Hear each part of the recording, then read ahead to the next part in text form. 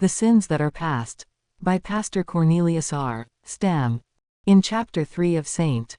Paul's letter to the Romans, he declares that God has set forth Christ as a satisfaction for man's sin, and that redemption is obtained by faith in his blood, or his payment for sin at Calvary, entirely apart from works, religious or otherwise wrong.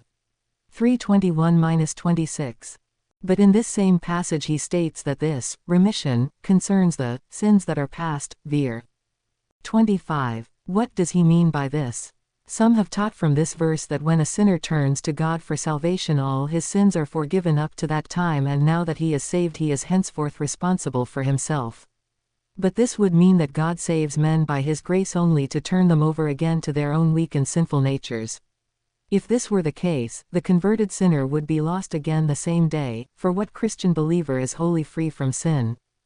Paul rather looks back here at past ages and declares that we now know and proclaim that men like Abel, Noah and Abraham, and also like Moses, David and Daniel, who lived under the law, were actually saved by the redemption wrought by Christ, although Christ's death was still future in their day.